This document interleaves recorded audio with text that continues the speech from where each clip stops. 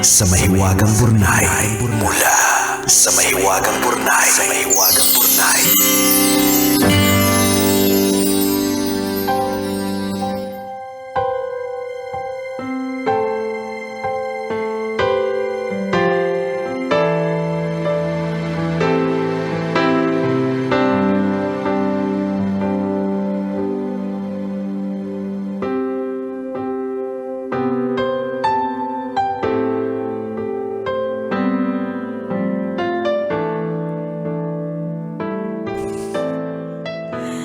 Salamin mo, Nicole Ayala, kinalimutan mo na naman. Pasensya nyo na po, medyo malabo po yung mata. Binigyan ng salamin ni Doc Bless, hindi ginagamit.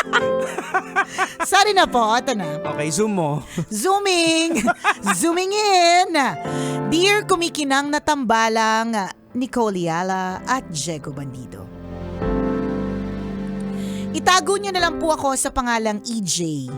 Isa sa marami ninyong tagapakinig na nangangailangan ng payo ninyo. Sana po ay matulungan niyo po ako. Ganito po kasi, mahal na mahal ko yung girlfriend ko. Sa katunayan, nakikita ko na po ang future ko sa kanya. Siya po ang gusto kong makasama habang buhay at maging ina ng mga anak ko. Sa katunayan, balak ko na pong mag-propose next year. Sa tingin ko po maayos naman akong boyfriend. Ang problema ko lang po talaga, madalas mawala ng preno ang bibig ko. Ay, tropa. Ay, Brad! Ay, Brad! Tol, ano na? Kailan tayo magkikita-kita? Kailan tayo kita-kits para mang-judge ng buhay ng iba? Ay, naku, nakakaloko. Nakahanap ng mga kakampi. Ayan. Ang problema ko lang po talaga, madalas mawala ng preno ang bibig ko. Sabay na sabay po yung utak ko at dila ko. Walang filter. Rekta na! Walang buffering. Oo, walang buffering. Kapag may naisip po ako, nasasabi ko na kung hindi ko na, kahit hindi ko pa na po napag-iisipan. Nangyayari po ito sa mga taong malalapit sa akin tulad ng girlfriend ko. Para po may idea kayo, ganito po ako minsan magsalita. Kapag nagsusukat siya ng damit at tinatanong niya sa akin kung bagay sa kanya, nasasabi ko ng direkta kung bakit hindi. Masyado malaki ang braso o halata ang puson. Masakit daw po ako magsalita at natitrigger ko daw po ang insecurities niya. Ito nga pong nakaraang 3 buwan, 4 na beses ko na po siyang napaiyak dahil sa mga ganitong banat. Masakit po sa akin kasi hindi ko naman intensyong saktan siya. Wait, nag-iisip ako kung intention ko ba o hindi. Kasi nga tropa natin to eh. Okay lang naman kasi kapag nasa isip ko pa lang yung sasabihin ko, pero kapag nasabi ko na, doon ko lang na nare-realize na mali pala. Sabi po ng girlfriend ko, wala daw akong filter. Ang tanging maganda lang daw po sa akin, hindi ko na inuulit yung mga maling hirit. Pero ang problema, kailangan pa siyang masaktan bago ako matuto. May recent incident po kami, kaya ngayon hindi niya po ako nakausap. Humingi po siya ng space at halos 1 linggo na kaming walang communication. Natatakot po ako na baka ito na ang maging dahilan ng tuluyang paghihiwalay namin. Gusto ko pong magbago para maging maayos kami ng girlfriend ko. Ano po bang pwede kong gawin para makontrol ang bibig ko at mas maging sensitive sa nararamdaman niya? Salamat po sa inyong payo, ang inyong kumikinang na tagapakinig. EJ. Nicole Ayala, may kakilala ka bang pet shop? Pet shop? Meron. Bakit? Magkano yung binubusal sa bunganga ng aso? Anong gusto mo? China o ano? Yung madaling masira o yung depends, 'di ba? Kasi kailangan niya ng busal sa bibig, alam mo. Hindi, pero ang maganda hindi na tayo hahantong dapat diyan. Hindi na tayo dapat hahantong. Alam mo, totoo na the only way you really learn is kapag ka nasaktan ka. Katulad dito, kapag ka halimbawa tuluyan ka ng hiniwalayan, ganyan. That's the only way that you act. Hindi naman only way, but that's the hardest ways to learn. Na kailangan mo muna ma-experience ang isang malupit na bagay at masakit na bagay bago ka talaga matuto sa lesson. 'Di ba? Although wala din naman akong bilang somebody who speaks her mind, Yes, oo. wala din naman ako Isang masyadong... kulungan lang tayo. Correct. Wala Oo. din naman akong, pasensya na po, kung wala din ako masyadong naisip na, ay, mali pala yung nasabi ko. Oo. Sometimes kasi, ang siguro kailangan lang i-practice talaga yung filtering.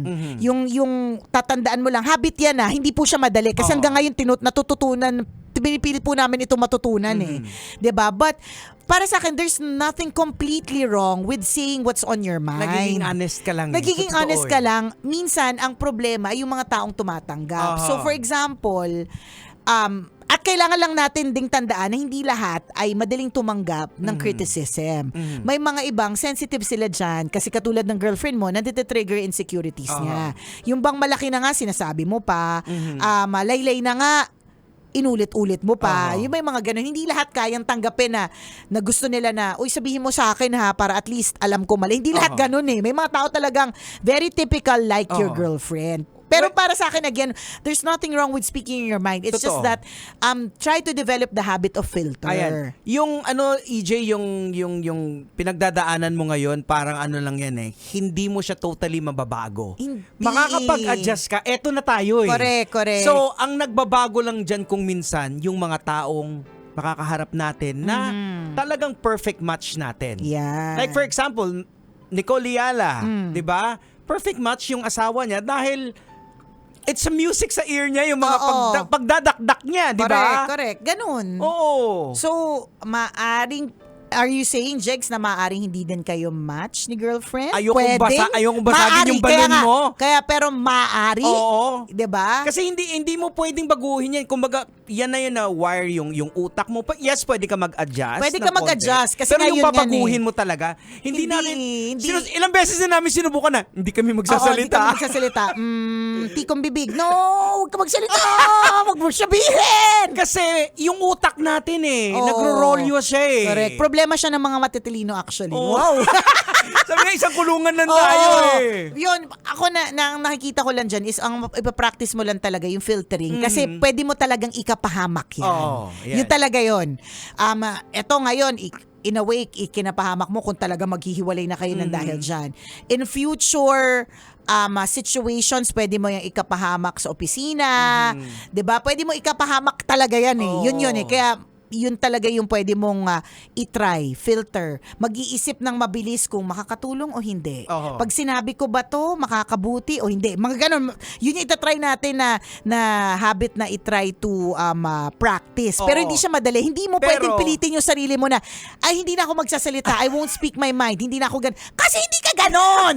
Ilang percentage lang mababago pero babalik ka pa rin sa default na ganito tayo. We speak our mind talaga Yes. So ang fix dyan is siguro yung tao na makakaintindi sa'yo. Siguro ikaw habang nagle-learn ka to filter, dapat ma-learn din ng partner mo to accept yun na eto ka na, ganun Correct. mag-work yung mind mo. Tsaka hindi naman po lahat talaga na nagiging jowa natin, nakakatuluyan natin. Hindi namin sinasabi maghihiwalay na talaga kayo, no? It's just that, yung sinasabi ni Jex na merong mga taong makakamatch talaga natin, na magigets yung line of thinking natin. Parang yung sa asawa ko, kapag sinasabi niya sa akin, kunyari na hindi bagay sa akin yung outfit na yan, for example, minsan pinipilit ko talaga, minsan hindi. Kapag sinabi niya talagang kesa ibang tao pa yung diba, magsabi. nire-real talk ka rin ng asawa mo Oo, kung minsan. lagi yung mag-real talk. Wow, ano ka na naman ngayon, di ba? Mga ganon. Pero, hindi ito para... Pero love language na siya Oo. ninyo? Naging Kasi love nga- language Kasi na. nga siguro, match din. Oo. Match din Ganon lang Yun din yung talaga pinupunto ko na talagang ibibigay talaga sa'yo yung match para sa'yo True. May mga ganon Oo. So, again, namin sinasabing, hindi para sa'yo yung girl, Oo. ha? So baka andun parang kayo sa stage na natututo kayo parehong dalawa na mag-adjust. And for all you know, itong moment ng pag cool off period ninyo or yung lack of communication, 'di ba? Yung absence, 'di ba? Yung absence. For all you know, mas lalo magpatibay pa ng Yan, relasyon oo. ninyo. Ma-realize niya na nakakamiss naman pala or ma-realize niya na you mean well. I hope you mean well, ha? 'Di ba? Oo. Pag sinabi mong pag sinabi mo ang isang bagay, you mean well na hindi bagay sa kanya kasi lumalabas yung braso niya o lumalaylay yung puso niya. Naalala ko tuloy dati nung sa mga early days namin ng asawa ko. Sabi ko, huwag ka mag-sleeveless kasi ang pangit ang laki ng braso mo. Talaga nasaktan siya doon. never na siya nagsuot ng Sleeveless sleeveless nun dati. kahit kailan. Sabi ko, hindi bagay sa'yo. Oo. Pero wala naman akong intensyon na saktan siya. Kasi para sa akin talaga, syempre, girlfriend ko Visually, siya. oo. Gusto ko yung maayos din. Pero sabi ko kasi para sa mata ko, hindi bagay. Talagang sumama din yung loob niya nun. May mga ganun yung mga eh. stages talaga na Meron talaga. Tapos, hanggang pareho kayo mag-learn na ma-adapt na, Correct. ay, ganun na sa magsalita, ay, Oo. kinakailangan ko rin para magbawas ng ganito. Tama. So, magkaroon ng adjustment. eventually, parang magigets ninyo talaga yung isa't isa eh. So, yun. So, hindi pa naman natin kino-close ang door sa iyong Yes, jowa oo. kasi hindi pa naman talaga kayo tuluyan naghiwalay. Meron lang talaga kayong absence of communication for now. Ayan. 'Di ba? But this is also a lesson for you. Lesson for you and for her. Ayan, dalawa kayong mag-adjust, Oo. hindi lang isa yung mag-a-adjust. Correct, because it takes two to tango. Dalawa Tama. talaga kayo na nandyan sa relationship. Correct. Ganon. At ganon din naman si ate mo, girl, yung girlfriend mo. Hindi naman ikaw yung huling magiging karelasyon niya if ever maghiwalay kayo, no? Na pwede siyang kutsain or pwede sabihin sa kanya yung totoo. Maaring hindi nga pangungutsa kundi nagsasabi lang talaga, nag-real talk lang talaga. Ayan. Oh. So, dito natin masasabi na kung minsan love is not enough sa isang relationship. Ano dapat? Meron talagang yung perfect. Kasi 'di ba, kaya nga may mga exes tayo. Minahal naman natin yung mga yun Correct. eh. Pero bakit hindi lang hindi talaga sila? match, 'di ba? Until na makita natin yung sa amin ngayon, yung present namin ngayon, yung mga asawa namin ngayon, yun I yung think perfect match. Oo, yun yung perfect match. Yung Oo. parang gets na nila, sila yung mga taong nagigets kapag halimbawa, may masama kang nararamdaman. Pag mainit yung ulo mainit namin. yung ulo. Alam nyo na. Alam nyo na, asawa ko pag mainit ulo niyan, grabe magpreno.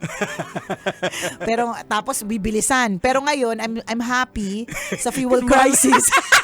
Hindi nyo mailalabas Hindi niya mailalabas yung galit niya sa pedal ng gas. kasi mahal. Gliding lang kami ngayon. Gliding. Ay, nakaka-lurk. But definitely, if match mo itong girlfriend mo, babalik din yan sa'yo. Tapos, magre-recalibrate lang din kayo. Mahirap din naman kasing totally na magbago ka para sa isa. I don't think people actually really change for a Correct. person. They learn to adjust and adapt. Pero Ayan. not na talagang mag-change ng tuluyan. Kasi yun na yan ikaw Pareho kayong meet halfway kayo dyan. Magmi-meet halfway kayo. Mag-calibrate kayo na sa gitna. Ayan. Correct. At mangyari naman yung mga calibration na yan. Ha? Good luck! Good luck sa buhay mo! Oo. Kasi gets namin yung ganyan, yung speaking your mind, ikakapahamak mo talaga yan. Ang i-practice mo yung tono Yan. para kung talagang hindi mapigilan na Yan, yung utak tone, mo, tama yung correct, tone, yung oo. utak mo at ang dila mo ay magsabay. Oo. At least yung tono man lang dyan ka, Ayun, yung dyan ka parang- masalba ng yung tono. parang, ay, pangit Han, yung Oo. laki ng braso mo. Pwede, ay, Han, medyo, alam mo, ganyan. yan. Pag medyo octaves, decibels, lower, Ayan. ganyan. Oo. Laking bagay. Yan yung mga ipapractice mo. Correct. Pero I won't advise you to not speak your Oo, mind. Kasi baka yan na lagi yun ka nakapalseto kasi. Kaya nga di ba? Di ba? Lagi kang ganon. Kalma lang. Alto-alto lang ganon. Sinosoprano mo lagi Tama. di ba? Kasama mo!